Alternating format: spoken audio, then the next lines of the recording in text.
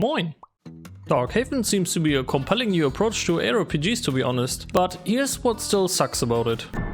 After you get the hang of the general controls and systems in the demo without any tutorial, you realize that lots of descriptions for crucial parts of the game seem to be still missing, while you're ignoring the big fat pre-alpha watermark on your right hand side of the screen. Combat and movement still feel stiff and static, animations lack fluidity. I sometimes feel like I am controlling a moving stick wielding a weapon instead of a mighty hero. Tying into that, playing the witch didn't feel like playing a witch so far. With the limited skills available, I had the impressions of playing Patch from Dota 2 with his hook ability rather being a skillful, mysterious caster.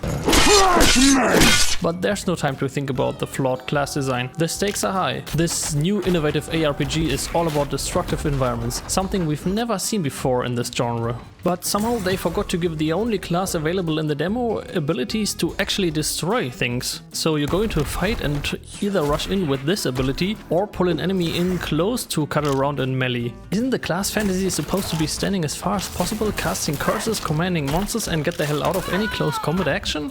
No time to think about it. To you. No time! Talking about skills, some current enemy abilities are absolutely pointless. They just exist for the sake of existence. This swamping tree gets to shoot his roots every 5 seconds to root the player into place. Thanks to its revolutionary traversal abilities, jumping, you easily get out of these trees attempt to hold you tight. This is exacerbated by the fact jumping has no cooldown or some kind of stamina use. The world is supposed to feel interactable with destruction, construction and the ability to swim with the speed of a damn snail and climb. Why not add more stuff like shoving enemies into lava, for example? Make it fun. That is, if the enemies notice you in the first place instead of standing still like they started in a staring contest like in high school. Also, when moving around, they sometimes wouldn't even need that friendly push from your cursed hands, since they deliberately decided for themselves that it's time for a fiery sauna session. Fire! And please add in transparency effect for walls to your game with a 360 rotatable camera. In case you're close to dying, thanks to the abysmal balance where you plow through hordes of goblins one moment and get two-shotted by the same tree whose root ability is as useful to him as winning the lottery ticket to my 95-year-old grandma, you start asking yourself why you equipped this shield in the first place when it gives you nothing but a generic stat boost in armor. You wish for an active block ability with the medieval protection item while slamming down health potions.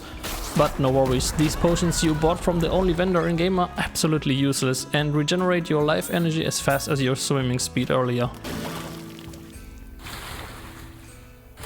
But maybe you're lucky and get the last couple of XP before you bite the dust and suddenly explode in a glimmering atomic light that can only be described as head exploding, nuking every moving entity on the screen. What remains is your curiosity on how goblins, zombie skeleton knights and giant grasshopper scorpions learn to coexist without any hostile interaction between each other, and your desire to like, subscribe and leave a comment with your most wanted feature in the next ARPG. Also, the models look kinda muddy. Thanks for watching, see you in the next one, bye bye!